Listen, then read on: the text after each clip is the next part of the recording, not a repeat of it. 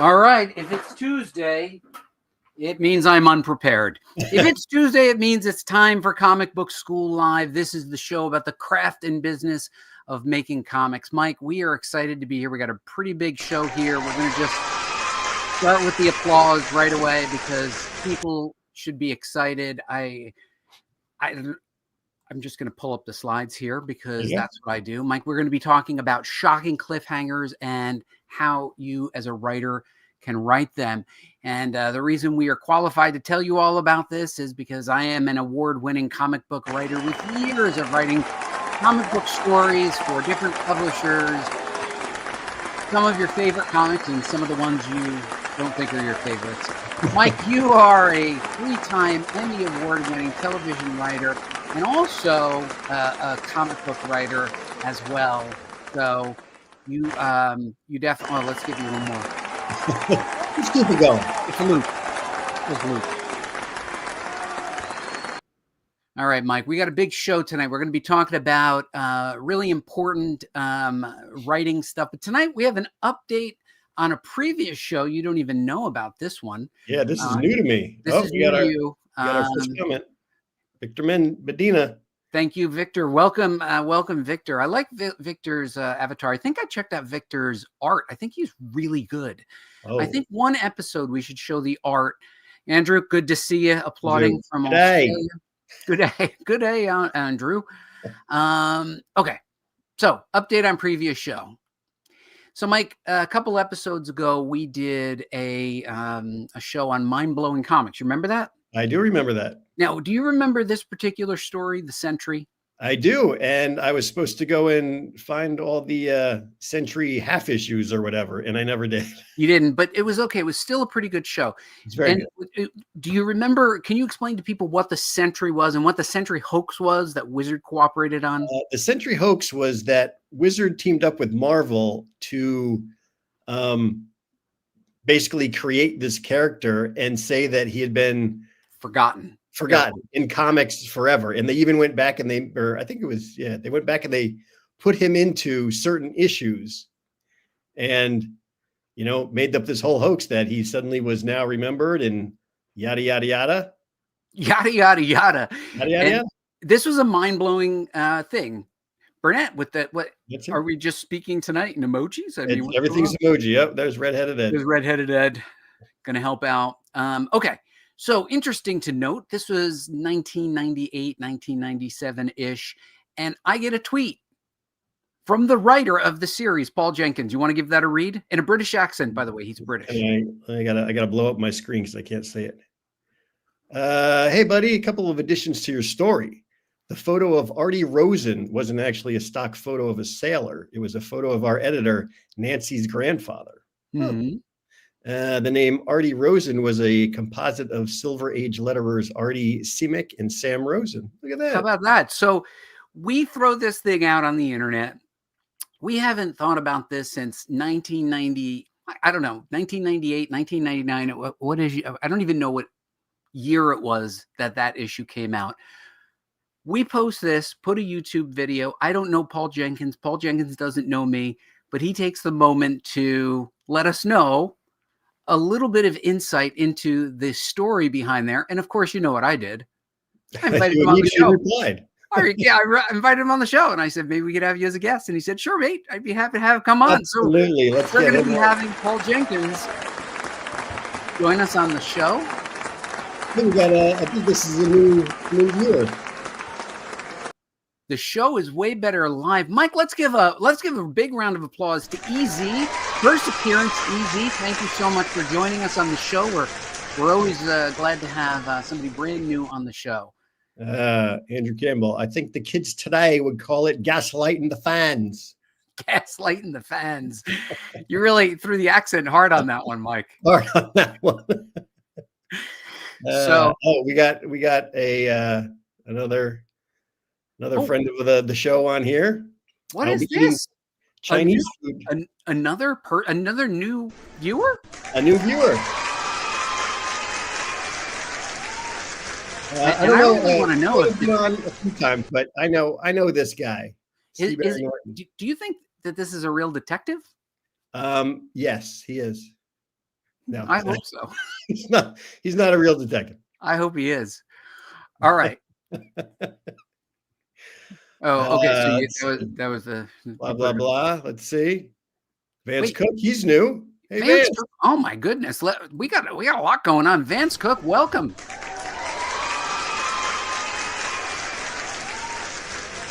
Oh, Detective no less. Yes. Detective no less. Nick does know Detective Seabury Norton. Oh, all right. So you know Seabury Norton, Mike. All right, Mike. So let's get into it. Okay. That's his comic book character. All right. Well, good self-promotion. Knows everyone. That's true. Mike does know everyone. So, Mike, what is the history of the term cliffhanger? What is it? What it actually is a cliffhanger? Well, let's see. This came from a term attributed to Thomas Hardy, who had a serialized novel back in 1872, I believe it was. It was called A Pair of Blue Eyes. And in one scene, the protagonist is literally left hanging off a cliff. And that's where that book ended. And you had to pick up the next one to figure out what was going on. And ever since then, it's just become, it ends on a cliffhanger. That's where the term came from. Oh, and see, interesting. I put this up because I thought it was attributed to the serial movies that were filmed. This was in Englewood Cliffs, New Jersey, where they were filming movies because, you can see from the background, this is Fort Lee and Englewood Cliffs, and they would literally film a movie. Perils of Pauline were filmed there. And sometimes they would hang off the edge of a cliff to get a shot. It gained its popularity in the 20s and 30s with movies like Perils of Pauline, but Thomas Hardy kind of brought it to life. Well, thank you so much for that, Mike. That is good. But, we thought we would delve into a few of the cliffhangers because you are a TV guy. So before we get into the comics, Mike, real quick, tell us, what are we looking at here? Well, it's Who Shot J.R. This was an evening soap, like the biggest evening soap back in probably the 80s, I believe it was. Yeah. And JR was the bad guy. He was, the head of this company, and he was just a real douche. Not a good guy. Not a good guy. In one episode, you see him in his office. You hear a gunshot. The maid finds him the next day or whatever, and she's like, ah. But this went on for it ended there. It ended the season, and you had to wait through the entire summer. Yeah, you had to watch. You could watch the entire season again, but you had to wait for the season to start over before you found out who shot JR. And it was, as you can see, a media sensation. Everybody talked about this. Yep. This was a big deal. And they proved that you end something with a cliffhanger in a serialized story and you make people care about those characters, people are going to come back. Now, you also brought in two more modern versions. Again, yes. With the same brevity, give it to me. What are we looking at here, Mike? This is The Walking Dead. The good guys have been captured by Negan's team, and they're all lined up in front of him. And he's ranting on about how he's going to kill somebody. And at the very last frame of the shot, you see him just hold out the bat and point to someone, but you don't know who it is.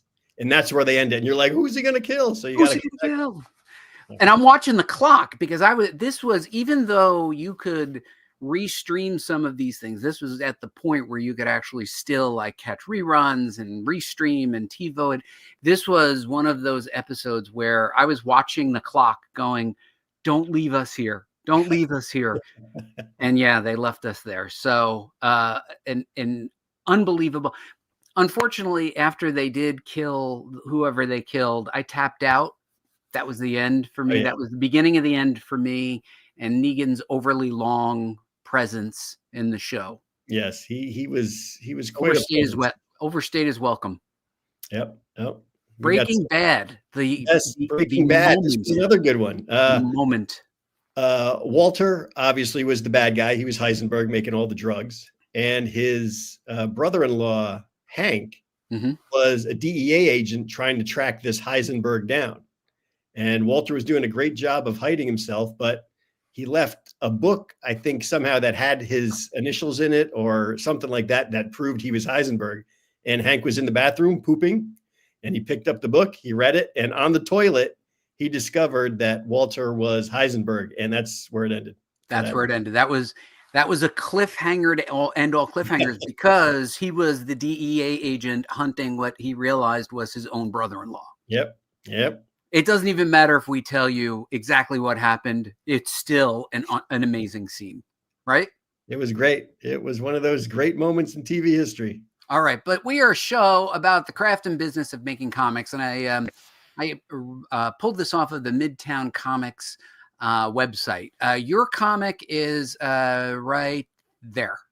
Yes, I believe that's it. Yeah. Or was it over there? No, I think it was the first place you pointed. Well, it was over here. Okay. The point is every month when people walk into a comic shop, whether it be big or small, they are faced with so many choices.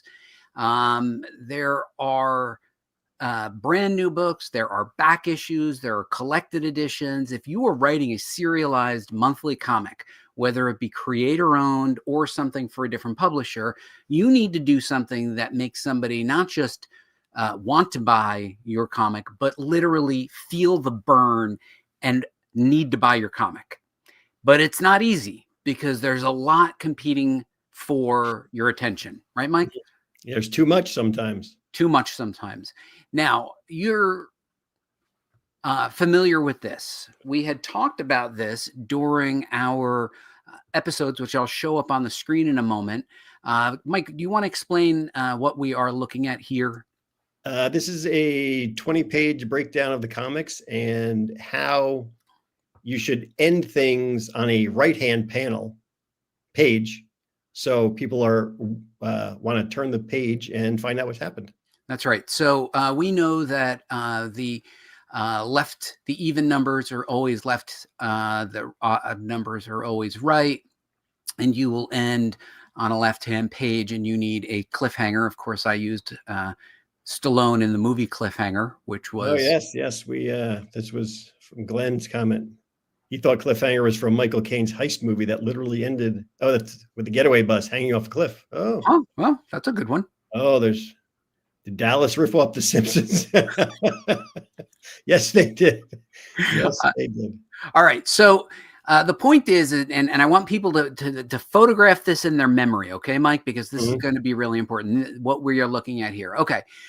Right here as well, we have created a cheat sheet, which you can get on the comicbookschool.com website and on the stickers. When we are live at conventions, we have made these into stickers. Once again, originally, when I was writing comics, we were doing 22 pages. Now comics are more 20, but we made it a 22. And essentially, I put a star next to each right-handed page because every right-handed page should end in a page turn imperative, a mini cliffhanger, and every issue should end with a complete cliffhanger. Now, if you're doing 6 issues or 5 issues because you're writing it to be collected in a trade paperback, or you're writing it as a 4-issue miniseries or a 5-issue miniseries, that means, except for the last issue, you need to have a page 20, or if you're writing it for... When I was writing for Marvel, a page 22 cliffhanger, you're going to have to do a lot of cliffhangers. And we're going to talk about how they do that in the end, in our tips. So they're going to have to stay all the way to the end. But we are referencing these your most anxiety-ridden shows. Do you want to explain why these were so anxiety-ridden for you, Mike? You did these live. You were writing live. Oh, yes, because I had to. You told me to come up with a story that we would then outline and essentially write live on the air. You did. You let it all hang out. It was very hard.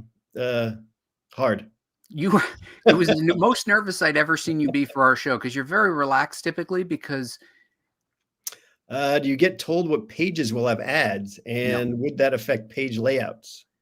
You do not get told what pages have ads, and typically publishers, let's pull this up. So no, you do not get told what pages have ads, and typically publishers, when they do the paginations, will try to be mindful of the story, not to break the story flow, and will sometimes collect them in a way so that you don't break a left-right. Traditionally, that's the way they're supposed to do it. and most will do that. And many publishers, even modern publishers, will collect them toward the end. Now rereading the accent, I can't do the accent. You should do the accent. I am accent averse. I can't do it. Redheaded Ed is still waiting for the show to leave me on a cliffhanger. Well, you got to wait till the very end. You got to wait till the very end. Yeah. All right. So answering the question. So anyway, if you're interested in watching live writing, you should check out these episodes. This is part of our writing playlist, Mike. We have 78 videos. Really?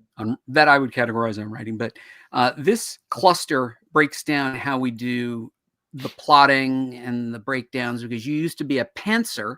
Yes. You just start writing, and now you know the power of plotting. Plotting. Okay. So sometimes we talk about the page turn imperative, and I'm a big fan of Bill Willingham, and we had talked about this in a previous episode. But if you look at this breakdown, you've got the two characters, they're talking, they've got some wonderful shots, but I highlight this panel, and the reason for it is this character, Rose Red, says the truck keys are missing because they took them. And then Snow White says, why? What on earth for? Now, that's at the bottom right-hand corner of a right-hand page. In order to get the answer to that question, you're like, well, why would they do that? Okay, so he's doing those mini cliffhangers, which is an excellent way to keep people engaged in your story. Very easy to see this much dialogue on a page and start to go like, oh my God, that's a lot of dialogue. But if you notice the way he traps that final panel, I'm going to show you another one where he does it again. You want to read this one out for me, or do you need your eyeglasses? No, I think I can do this. We've been working on exactly that problem, and I believe we've solved it. Come with me. I want to show you something really cool. Right. Perfect. Right. Like you're like, okay, so you're watching the thread of the story and you're like, okay, well, what's really cool? Yeah. You do this in film and in TV all the time, right, Mike? When you're writing television, be a detective, they'll be like, detective, you have to come over and see this. And the detective's looking at like a bloody dead body. And it's like, what? Something more important than this? Let's all trot over there. And they all run over there. That's my like Muppet run. Say it like a pig, Mike. Well, you do perfect your voices, Mike. Go ahead. Oh, can I? What is that? Come with me. I want to show you something really cool. A lot of people don't know Mike did do voices professionally for Robot Chicken, so he's on the hook. So, what do you think, Mike? What do you do the voice? Well, we got Burnett saying, "Please don't." Burnett's ready to tap out for different reasons. Okay, but what do you think, Mike? What do you think of these page turn imperatives? I think they're good because if you leave it on a question, people are going to turn the page to find out the answer. And if they're like, "Oh, come and look at this something really cool," people are going to be like, "I want to see that something really cool." That's right. All right, but what happens when we go bigger? Okay, so we're about to go all run to the theater and go see Thunderbolts. By the way, this on the left must have been about 12 feet high. This is a cereal box. I went to the movie theater with my wife. We went to see a movie. I forget what movie we saw. Oh, we saw the Led Zeppelin movie. And they had the Thunderbolts cereal box. If you take a look in here, you can see it's, they did a fantastic job. I have to tell you, the branding that they've done for the Thunderbolts, having that gigantic cereal box. And I will tell you, this on the right, Mike, is a tremendous cover. This should win an award. This cover here, the work on this particular cover is just beautiful. The composition is perfect. It makes you want to see this movie, doesn't it? I'm absolutely going to see that movie. I would go see it just to get one of those giant cereal boxes. I hope they give them out, but I like this as a poster. If they sell that as a poster, I'm going to buy it. But the Thunderbolts started off in comic books, Mike. Yes, they did. In the many, many, many moons ago, before everything was spoiled by the internet and we were able to find out what was going to be in every issue before it even came out. The Thunderbolts was a massive surprise. Do you remember the final twist at the end? You want to talk about it? Yeah, the Thunderbolts came out. They were a new superhero team. But the big twist was in whatever issue this was, you found out that these good guys who had been doing great things for a long time were actually the masters of evil led by Baron Zemo. And they were all bad guys pretending to be good guys so they could get in good with, the government and the people and everyone they were helping. This was a shock that nobody saw coming. This issue got passed around the office. People were saying, you got to read Thunderbolts #1. It was Fabian Nicieza. It was good. It was good all the way through. I'm reading and I'm like, okay, this is entertaining. But when they hit that final twist and that you realized that the masters of evil were masquerading as different characters, this was a cliffhanger that sort of sent shockwaves, and it stands the test. Yeah. I hope we didn't spoil it for anybody, but it is 25 years old, so you've had your chance. I don't feel bad about spoiling something that's 25 years old. Nor should you. You should have read this by now. But do you remember the Thunderbolts? How what a shock it was? It was. That was one of the greatest surprises ever. It was an amazing surprise and a perfect cliffhanger on the day that it came out. You wanted to read issue 2. And you had to wait.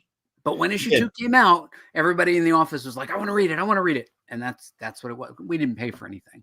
No. Nor should we. Nor should we. Okay. Issue 299 of SpiderMan, Amazing Spider-Man. This is back when Marvel would not reboot a series constantly, and they would just put great stories into continuity. So you knew as you were getting closer to issue 300, something big was going to happen. Spider-Man was already in the black costume. They had been seeding hints about something with the symbiote and the costume all along. But in 299, Mary Jane goes home, casually going in there, clicks on the light. She asks if it's Peter. We see the costume. Something's not quite right. He says, honey, hi, honey. And then you see the reflection of Venom in her eyes, and she goes, oh, God. And we see, I'm home. This was a massive, massive cliffhanger that led up to a double-length issue. At this point, they were charging 75 cents an issue. It was a double-size issue. I'm imagining it was probably $1.50, and they charged you for it. But they had been building this up for a while. But what a twist that made you want to read. That is badass, Andrew Campbell. That is badass. And I'm going to just give him the winner bell. That's right. That is absolutely badass. Do you remember when this came out, Mike? I don't remember this at all. This is after the symbiote was off and then came back. Yes. Okay. So yeah, there was sometimes I get confused in the continuity myself, but they were leading up to something big in 300. But, McFarlane nails it.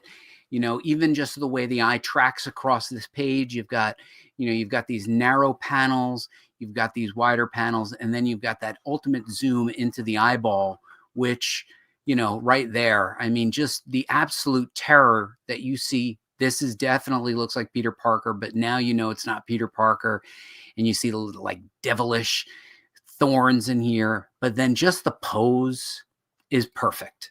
And it's the introduction to Venom, which, issue 300 is a massive issue. I'll have to go read this one. You should read it. Okay. And then 300 does pull through, 300 being a massive anniversary issue for Marvel Comics. How much was the cover price on this one? Let's see if I can zoom in and see. Yeah, it was $1.50, so it was double price. And we start off, David Michelinie, one of my favorite writers, did a tremendous job with Todd McFarlane, was a perfect balance to McFarlane. Blank Stare wants to know if you would say seeing the reveal on the right lessens it at all. I would say that it enhances it, knowing what happened at the end of 299. And then I go into this and I see the absolute terror on Mary Jane's face. Look at that. The dialogue, the captions, her body pose, the way Venom is written dripping on the walls. I mean, you could not put together a better splash page to make me want to. If I was standing there trying to decide if this was worth $1.50, I turned to page 1. I'm like, I'm in. What do you think, Mike? I think it's great. Let's see. When I was a kid, I bought SpiderMan 252, first black costume, in a Mylar bag. It was my prized possession back then. What's it to you now, Seabury? It's nothing. It's nothing. It's balancing the art table. It's in his bird cage. All right. Should we keep going, Mike? Yeah. All right. X-Men, obviously the run with Conkrum, Byrne, and Claremont writing was a tremendous run, and Wolverine becoming the breakout character of a generation. Yes. Now, in this issue, the Hellfire Club finally defeats the X-Men, and it's tremendous. You love every minute of it.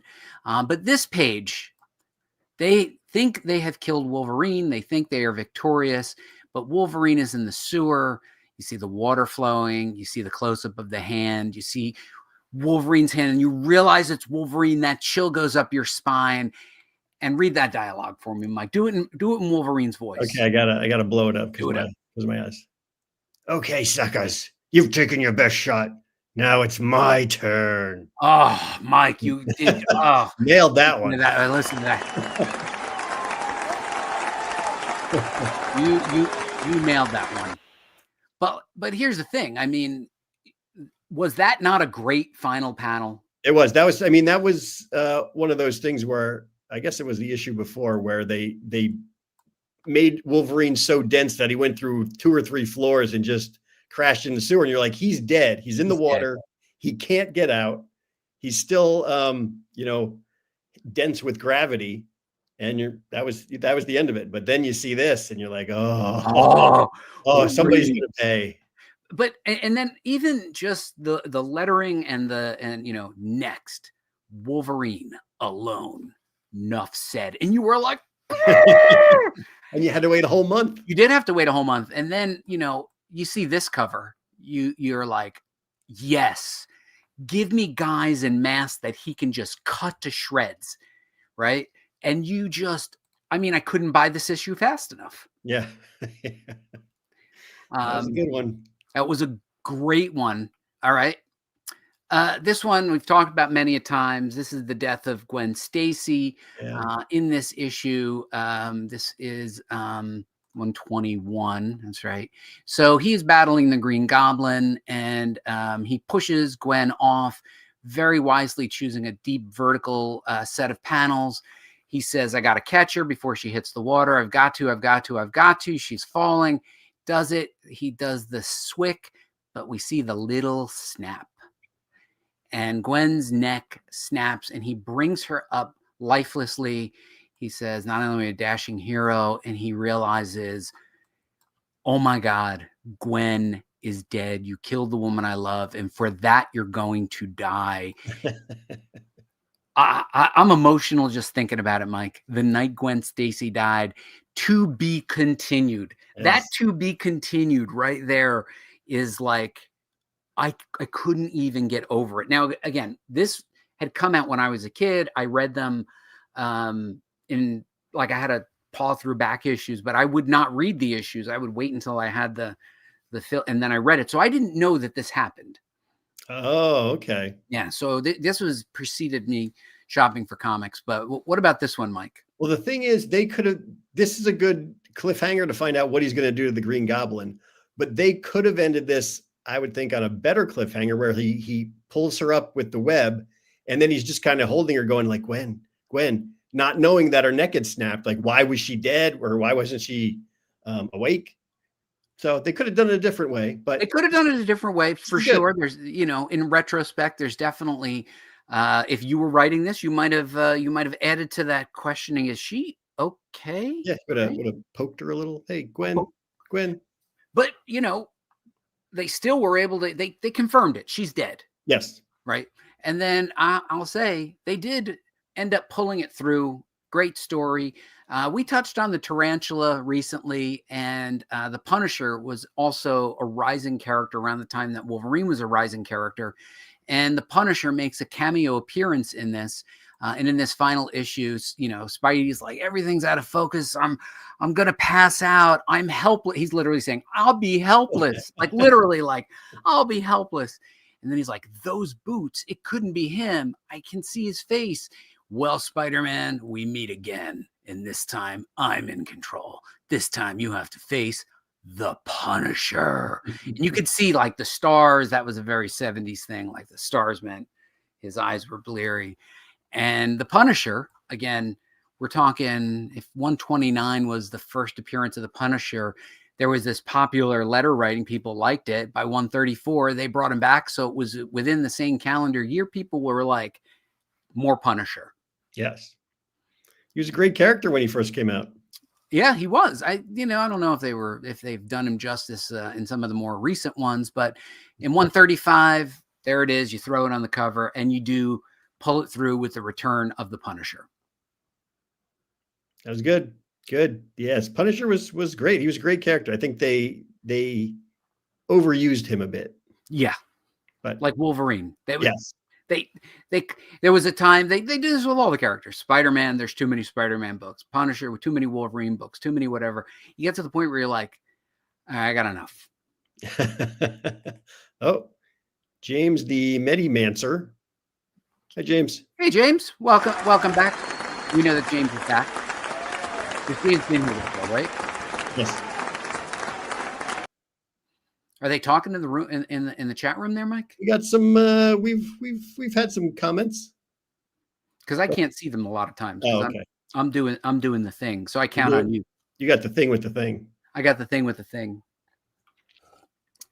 Okay, the very first what would be considered trilogy was the coming of Galactus, and with the Fantastic Four movie coming, I thought it would be appropriate for us to go back to the original appearance of Galactus. And this is a pretty big deal. This was around issue 48. Fantastic Four is massively popular at this point. You've got the Watcher, and I don't know about his shoes so much. I'm not sure that these are the greatest shoes for. They're probably very comfortable. They were comfortable, but like they're purple, and he was probably like, I don't even know what to do with these shoes. He tried to like zhuzh them up a little bit, but there was nothing you could really do with those shoes. Some glitter on them. A little bit of zhuzh. But they are at this point, defending themselves against the unstoppable Silver Surfer. Are they slides or loafers? I think they're loafers. I think they have to be loafers, yeah. I think they're definitely loafers. Slides are usually those athletic shoes, the Adidas shoes, or as they say in Europe, Adidas. Yes. He's on his feet all day. Come on. That's true. Got to be comfortable. That's true. But Mike, this is a big deal. So they do a really good job back in those days of explaining everything. Mike, you want to take over the reading so I can have a glass of water? Oh, B, where are we going to go for the whole thing?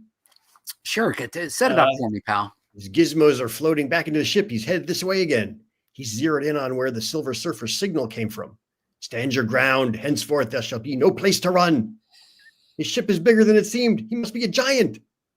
He is what he wishes to be. He is Galactus. Dun, dun, dun. My journey has ended. This planet shall sustain me until it has been drained of all elemental life. So speaks Galactus. Whew. He's going to eat a planet. He maybe should reconsider. He's got to. Well, see, the thing is, he really doesn't even need to tell him he's going to eat the planet. He should just eat the planet. Yeah. So this was a setup. The entire issue of 48. They are, and we'll probably see this in the movie, battling the Silver Surfer. Silver Surfer is truly tough to defeat, and he is the herald of Galactus. And he points to the outer space. This is when Kirby was cutting things out of the newspaper and pasting them and out of film clips and just dropping them in there, backgrounds. They weren't really worried. Nobody was worrying about copyright. And then you get this final sequence here, which leads into fear makes the planet more tasty. That's true. It does. Oh, we've got drawn swords. Watching Amazing Spider-Man 2 in the theater, I was so in awe by the accuracy of her death to the comics that I whispered, "This is perfect," as she died. The lady next to me was mortified. This is perfect. Hopefully he whispered it to that lady. She's like, I don't want to sit near you anymore. But that's a very funny comment. That is a very funny story. All right, so Mike, we kick off what some comic historians say is the first 3-issue series arc that is a self-contained arc. We see the Silver Surfer and Galactus, and they battle Galactus. It's a great read even today, leading up to issue number 50, which is an anniversary issue. Marvel always worked well to those anniversary issues. We're going to have to talk about the Silver Surfer, Mike, because apparently there's some fan outrage over the gender of the Silver Surfer, and we're going to put that to rest in an upcoming episode, maybe next week, and give people some history lessons on the Silver Surfer. What do you think? I think it sounds like a good plan. Her fear. Yes, it did. John Swords, I want to hang out and go to the movies with you. All right, so 3 tips, Mike. If you want to write to cliffhangers, plot your story. Mike, what did we learn about plotting the story when you were doing your Batman? Yeah, you gotta know how to end it. So it's a page turner, and you also have to know how to end it on the issue to make people want to come back for more. You got to plot it out page by page so you know where to end things. And also, you have to, in number 2, if you're not plotting, you don't have the ability to foreshadow and drop the right hints, right? Like you are, if you're pantsing it, you're hoping that you're going to get it right. Yeah, you can go with your gut in a vomit draft where you're just and you're pounding it out. But really plotting it, if you're going to try to do a cliffhanger, particularly if you're doing a cliffhanger for a series, 4-issue or 5-issue, and you need, for a 5-issue miniseries, you need 4 cliffhangers. You need to plot not just the issue, you need to plot the whole series. Mm-hmm. Right? So you need to know what's going to happen at the end of 1, 2, 3, 4, so that you have the big shebang in issue 5. Yes, absolutely. You only did 1 issue. I only did 1. Last tip. Pay it off. Pay it off. Not your loans, but pay them off too. Pay it off. If you get me on an issue like Thunderbolts and you don't pull that through in the next issue, I'm not going to be happy with you. I'm going to rush to the store. I'm going to get that, and I'm going to want to pay it off. And you know what? Everybody remembers the ending. Yes. You remember the ending of Rocky. You remember the ending of Jaws. You will forgive a soft middle in a movie or a soft middle in a series if they pay it off in the end. That's true. Right? True. You got to pay that off. And that's the problem with so many of these comic stories is they don't pay it off because they know they're just moving into the next story arc. So, you really have to pay it off. That's why things like Dark Knight Returns worked within the story arc. That's why Batman Year One, it was a self-contained. It had a beginning, a middle, and an end. That is the problem with a lot of these things. They don't pay it off. Mm-hmm. Very true. And it sucks because then you don't want to go back anymore. That's right, Mike. So last but not least, I'm going to spotlight for those of our fans who have enjoyed this. They can go back to our episodes. This is just a screenshot. Do you remember these episodes, Mike? Most of them. So we did Auto Crit. We did the card game, right? You did the card game with Story Engine. We talked about why Jaws is the greatest movie poster ever. It's true. Although that Thunderbolts is pretty darn good. And then we did a 5-part run. This was when we showed those story blocks, and then you plotted, then you scripted, then you went into editing, and then finally how you did a complete outline of the entire story arc, showing what you would do if this was a 5-issue. That was a lot of work for you. It was a lot of work. Typically, I'm the one that does all the upfront work. This time you really had to work. Yeah, we should do this again. That was fun. We should do this again. And that's it, Mike. There we go. Oh, we got some comments. You might be the only person who said perfect in regards to the Amazing Spider-Man too. Well, yeah. Hey, I cried when I saw the Rhino. Yes, that was terrible. That was terrible. Anyway, Mike, we're just about out. Let me see if I can turn on the Funk Casino music. That's what it's marked as. Yes, an unreliable narrator. We should talk about that as a writing technique. So if you enjoyed this show, please like, comment, and subscribe.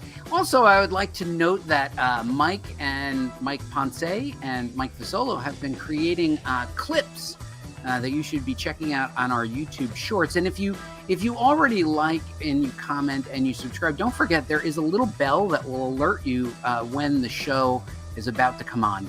So good, James. We're glad we were able to help you. So and put those comments in there because apparently that helps the YouTube algorithm. So we will see you guys again next Tuesday. We have many more ideas to help you improve the craft and business of making your comic books. Thanks everybody for coming. And we are going to tell you one more thing, and that is